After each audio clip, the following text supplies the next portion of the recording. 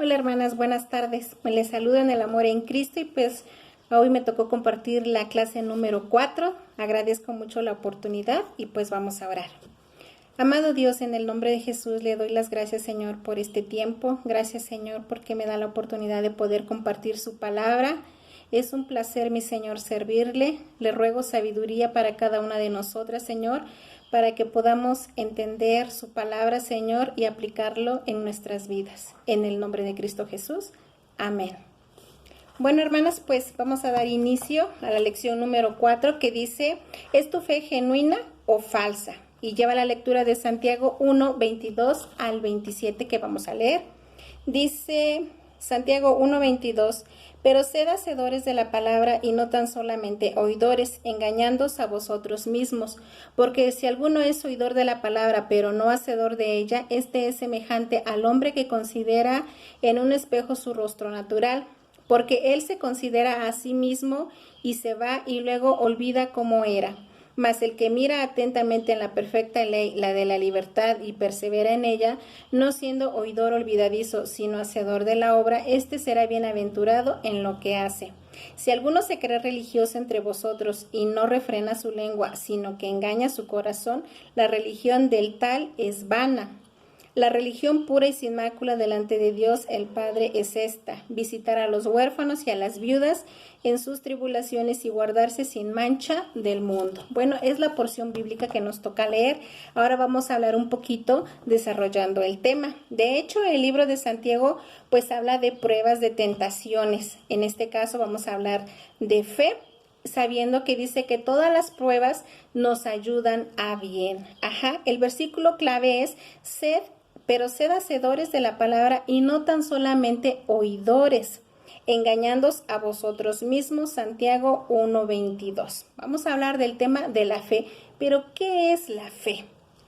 Bueno, Hebreos 11:1 nos dice, es pues la fe, la certeza de lo que se espera, la convicción de lo que no se ve.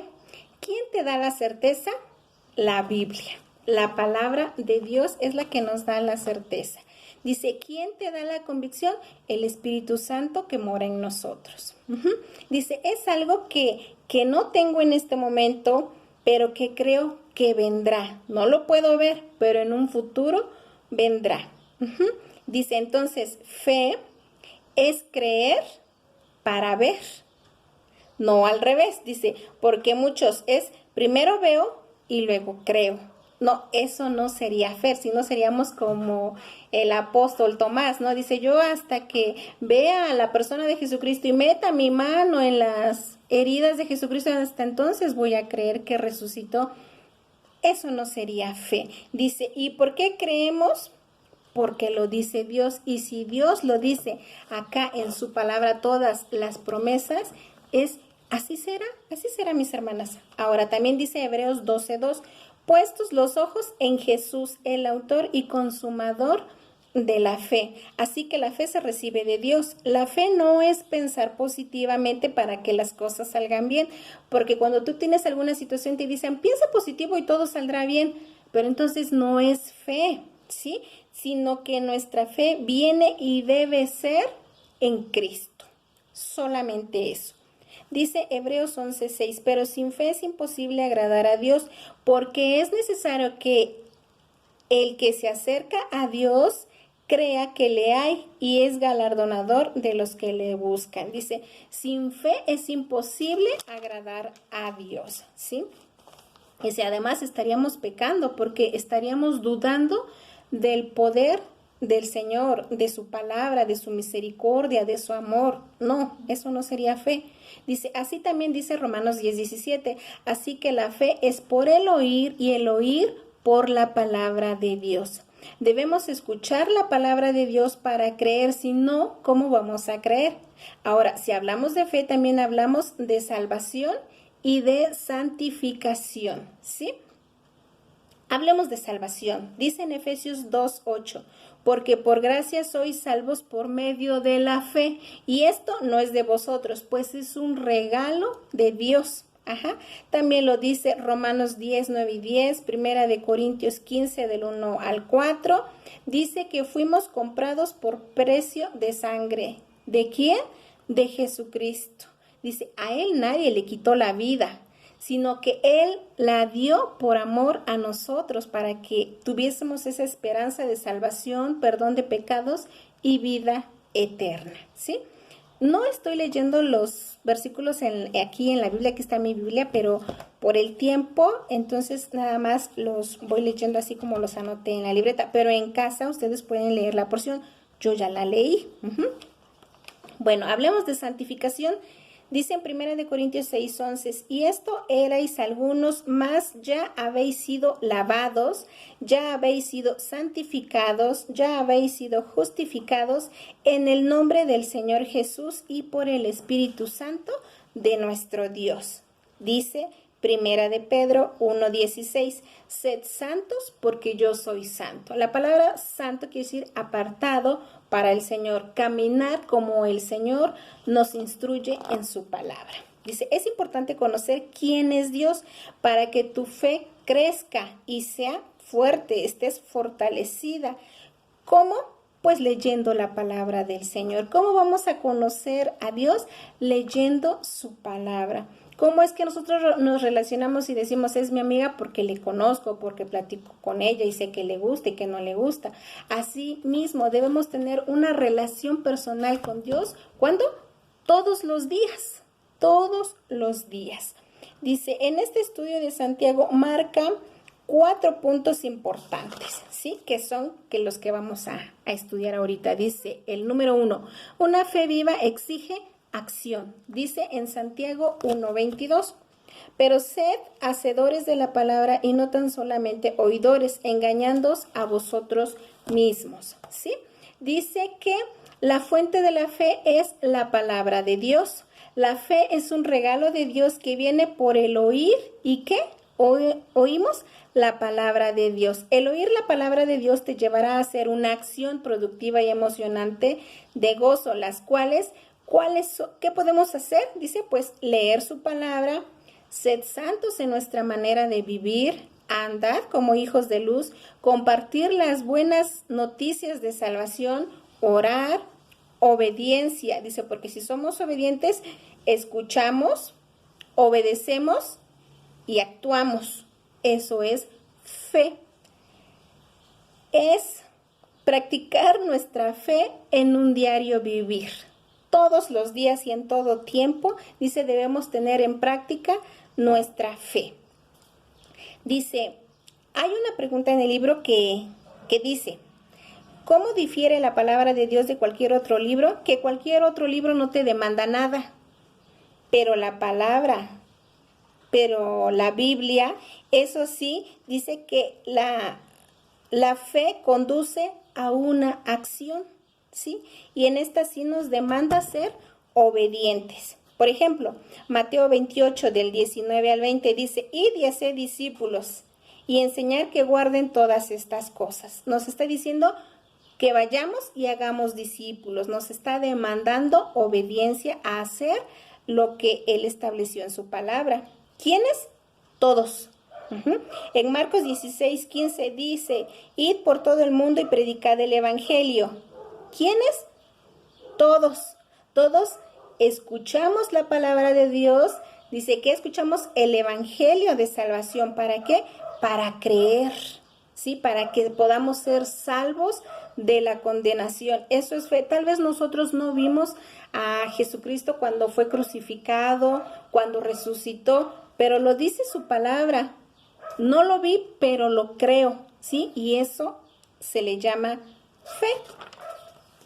Ahora, otro ejemplo es el apóstol Pablo, ¿sí? Dicen, él perseguía a la iglesia de Jesucristo, pero cuando el Señor se le apareció a Pablo, sí, dice, él escuchó, creyó y fue a hacer lo que Jesús le pidió. Eso lo encontramos en Hechos 9:6, que dice, Señor, ¿qué quieres que haga? ¿Sí? Sabemos que él perdió la vista por 3 días, luego el Señor se le reveló a Ananías que fuera y le impusiera las manos a Pablo para que le devolviera la vista. Él fue, impuso sus manos y él recobró la vista. E inmediatamente dice que Pablo fue y se bautizó y luego ya estaba predicando en las sinagogas. O sea, él escuchó, Fue una fe, dice, obedeció y tuvo una acción. Así también tenemos varios ejemplos, dice, como Abraham le dijo, vete de tu tierra, de tu parentela, y él así lo hizo. A Noé le dijo, construye un arca porque va a haber un diluvio, y él no dijo, ¿será cierto o no será cierto? Él simplemente obedeció, hizo la acción. Moisés, ¿sí? También tenemos a Josué, tenemos varios. Entonces vemos que fe es creer en movimiento. O puedes escuchar y no pasa nada, no obedeces.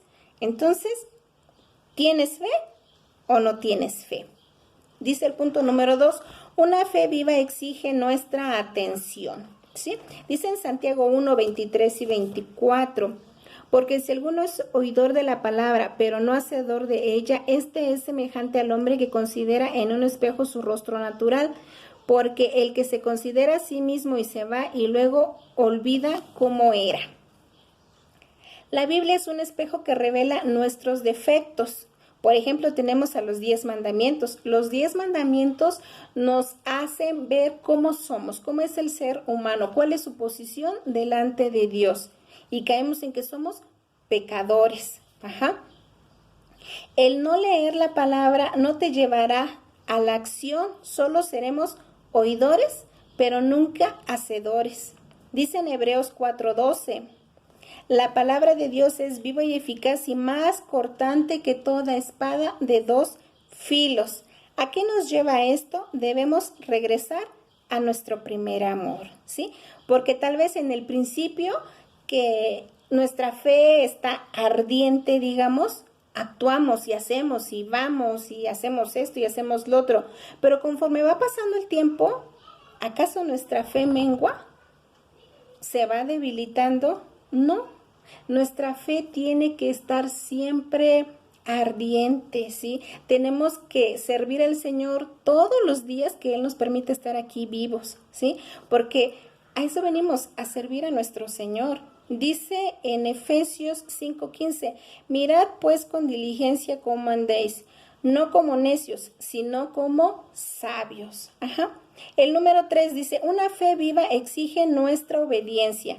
Santiago 1:25, que dice, mas el que mira atentamente en la perfecta ley, la de la libertad, y persevera en ella, no siendo oidor olvidadizo, sino hacedor de la obra, este será bienaventurado en lo que hace. Dice, por ejemplo, vamos a leer Romanos 10:14. Dice, ¿cómo pues invocarán a aquel en el cual no han creído? ¿Y cómo creerán en aquel de quien no han oído?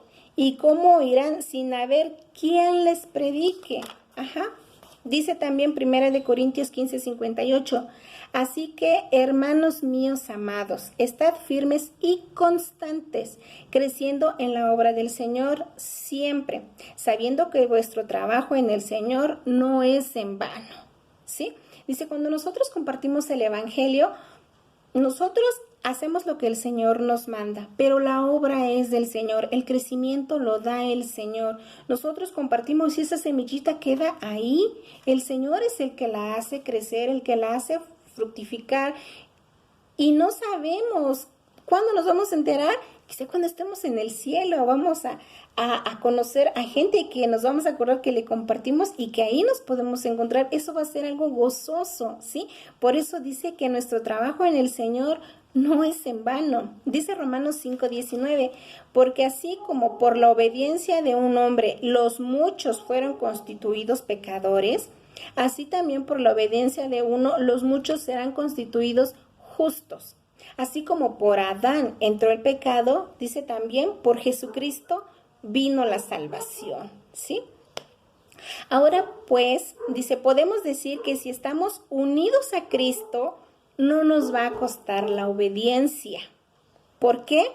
Porque sabemos que Él nos amó primero. Y eso es algo maravilloso, que nuestra salvación debe ser nuestro mayor tesoro. Y todo esto te lleva a amar a Dios por lo que Él es, por lo que hizo y por lo que hará, ¿sí? Dice, nuestra salvación en verdad es nuestro mayor tesoro. Gracias a Dios, dicen, yo conocí ya grande a Dios, pero Para mí, en verdad, mi salvación es lo máximo, ¿sí? Dicen, yo vengo vengo del mundo, ¿sí? Porque viví en muchas cosas que no eran correctas, ¿sí?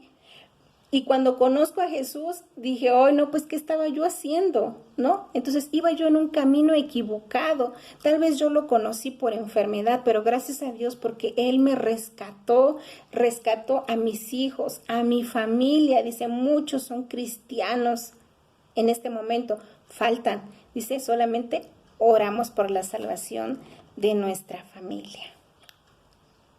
Ajá, dice, ¿cómo das libertad a tu fe verdadera? Creyendo y obedeciendo. Si decimos yo creo, entonces yo actúo. Y si no actúo, entonces no creo, porque no tengo una fe activa. Simplemente soy oidor, pero no soy hacedor. Dice Efesios 2:10, porque somos hechura suya, creados en Cristo Jesús para buenas obras, las cuales Dios preparó de antemano para que anduviésemos en ellas. ¿Sí? No por obras somos salvos por gracia y por fe, pero Dios preparó obras para que el amor de Cristo es el que nos mueve a andar en esas obras, no para salvación, sino por amor a Él.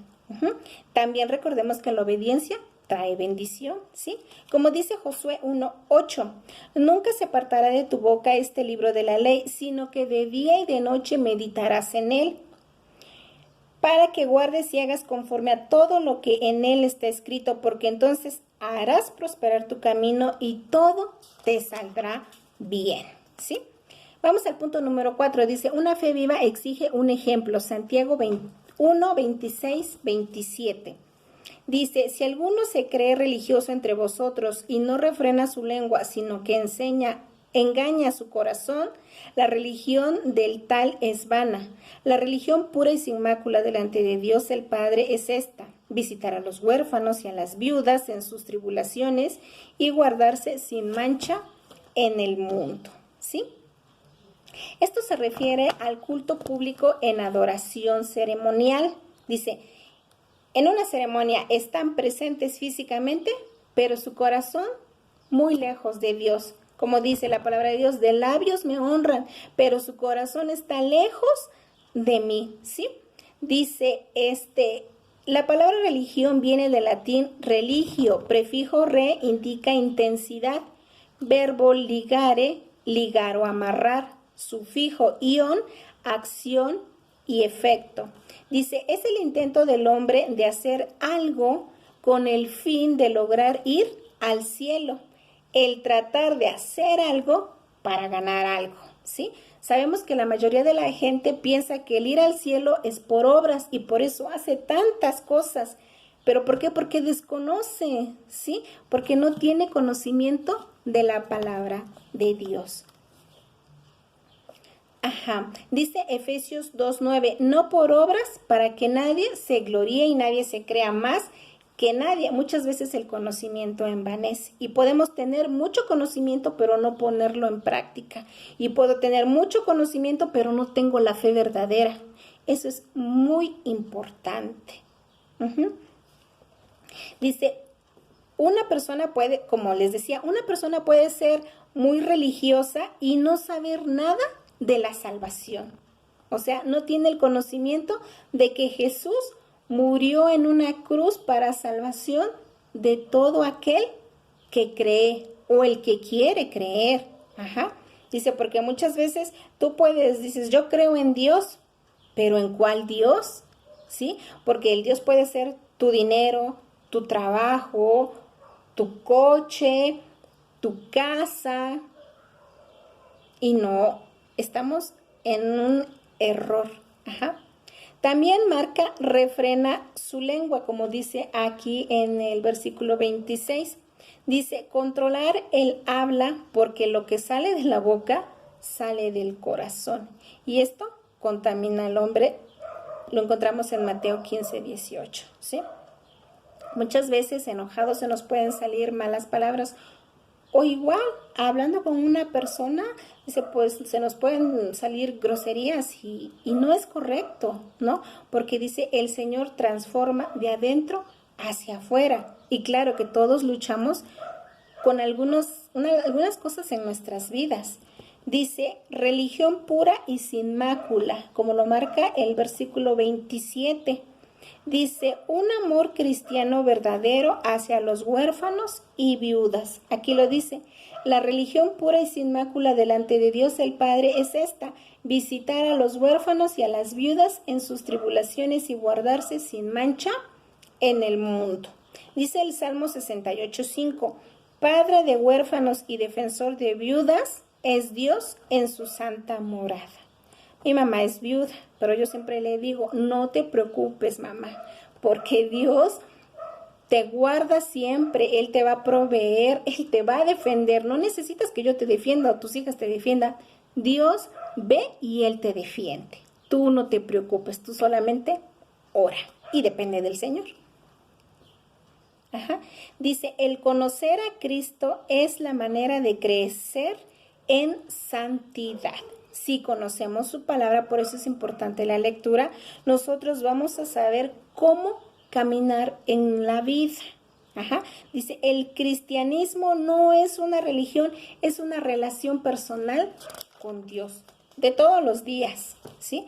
Dice, ahora vemos que a Dios también le agrada más la obediencia que el sacrificio. Como dice en 1 Samuel 15:22, aunque siempre el hombre piensa que por el sacrificio es como una ofrenda que llevará a Dios. Dios ve que me sacrifico mucho, Él me va a recompensar en llevándome al cielo. No es así. Por gracia y por fe la salvación.